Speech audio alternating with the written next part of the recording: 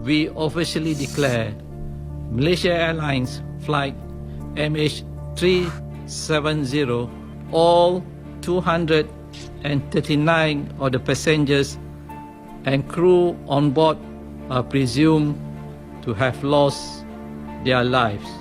The aircraft was declared lost. It never landed in Beijing. Hundreds of distraught relatives would be left without answers. There is an official hypothesis about where it crashed, but nothing has been found. Some private individuals have attempted to calculate where it might be using their own professional experience. This aircraft didn't disappear in one click. It disappeared over a couple of hours. Okay? It was being watched.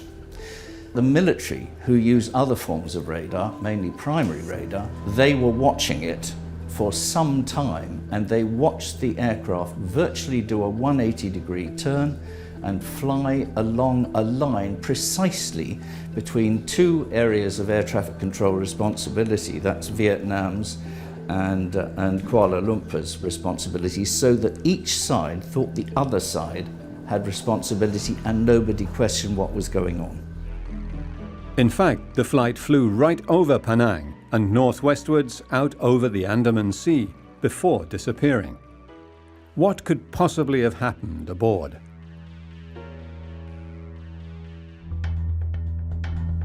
A number of safety issues were coming to light, together with various theories as to what might have happened on board. Two travellers on Italian passports were found to be Iranian refugees who presented false passports. But the hijacking thesis was quickly discarded when the two Iranians were identified.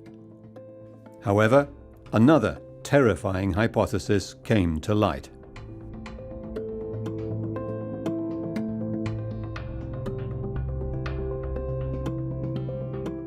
We think that there was a case containing 200 kilos, maybe 240 kilos of lithium-ion batteries loaded aboard this aircraft. Let's imagine that this crate was loaded into the front cargo bay. When you go into a 777 cargo bay, which is a high ceiling space, almost as high as here, you're in a room, a long room that's several, maybe 6 meters wide. And in front of this room and under the cockpit, there's a bulwark that separates the cargo bay from the electronics bay. Sous le poste de pilotage, il y a une cloison qui sépare la soute de ce qu'on appelle la soute électronique. The communications bay of the Boeing 777 is separated from the cargo bay by a thin bulwark and a door. If the lithium-ion batteries had been loaded against the bulwark, any explosion would have cut through the separating wall and the communications bay, releasing toxic gases directly into the air conditioning. This might have knocked out the crew and passengers, leaving only the pilot enough time to don his oxygen mask. When a lithium battery burns, it produces a fireball, a flash that burns out very fast, that doesn't burn very long, a real flash that releases an enormous heat, that releases mortal gases very quickly. Et également qui dégage des vapeurs qui sont absolument mortelles rapidement. Without communications and struggling to find somewhere to land, the fainting pilot could have headed for the closest airfield, missed it, and turned back before losing consciousness. Quelle va être la première réaction d'un équipage qui se voit soudain envahi de fumée? What will be the first reaction of a crew that is swamped by fumes and realizes that they're dangerous fumes? They put on their masks. They try to communicate to alert someone. And the first thing they do is to turn towards the closest emergency landing strip. The aircraft did, in fact, according to the presumed radar trace, the aircraft did turn towards an airport that could have worked as an emergency airport in case of a catastrophic problem aboard. So the aircraft did in fact follow an erratic route, and this erratic route could have been due to the fact that the pilots tried to find a new route to do something, but one might have fallen unconscious before the other.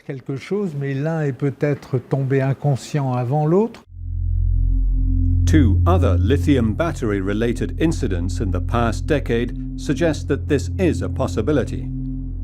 Flight UPS-9 from Dubai crash-landed in the desert after the pilots signaled a fire aboard provoked by lithium batteries. However, the fire was so catastrophic that the aircraft crashed. Et il y a eu deux accidents de 747 cargos. L'un a eu lieu au Moyen-Orient et l'autre en Extrême-Orient. There have been two accidents involving 747 cargoes, one in the Middle East and the other in the Far East, over the Pacific, a short time after takeoff. In the case of the Middle Eastern accident, the flight lasted just a few minutes. The captain, it seems, had left his seat in the cockpit full of fumes to go and get a mask, because his wasn't functioning.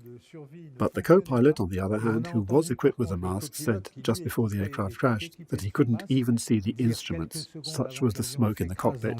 Qu'il ne voyait même plus les instruments tellement il y avait de fumée dans le poste de pilotage. The supposed fire didn't bring the aircraft down, unusual, and two, didn't cut off the communications, very unusual. So it's something that you wouldn't expect. And the aircraft was still flying, and we could still see it on the military radar. It was still flying very successfully as it goes around Penang. So the time between the fire and somebody not controlling the aircraft is quite long. If there's a fire, you do want to get the aircraft on the ground as soon as possible. Land as soon as possible is what the checklist says. It's someone in the cockpit who, on the upper control panel above the pilot's head, can press 4 or 5 buttons to open the circuits, like the disjunctors, that are simple pressure buttons. He presses and turns off the generators, the two main ones, one in each engine, plus the backup, plus the turbine that you hear when you go aboard an aircraft. You hear the turbine at the back of the aircraft that supplies power to the aircraft at times, and the fifth generator. If you turn off all 5, then the RAT is deployed automatically. The investigation brought to light another disturbing fact. Pilot Zahari Ahmed Shah had mapped a route to the South Indian Ocean on his personal computer simulator. Why?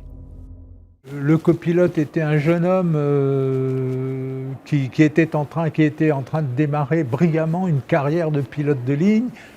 The co-pilot was a young man who was beginning a brilliant career as an airline pilot, which isn't the worst job in the world.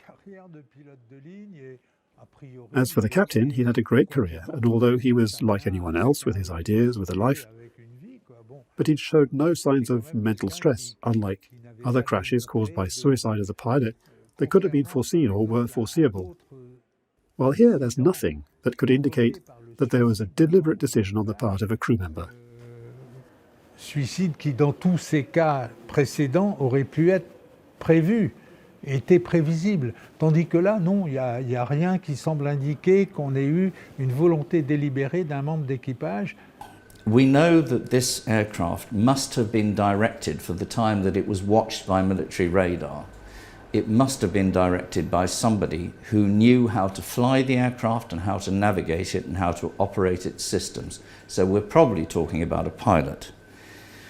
There were only 2 pilots on board. We don't know if this was a deliberate act. We don't know the precise motivation for it, but it might have been revenge against Malaysia, against the airline, against the employer, against the government.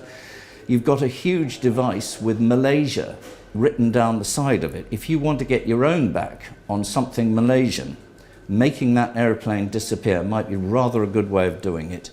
However, speculation on the reasons for the loss of MH370 will only be fully dispelled once the black box, or flight data recorder, has been found.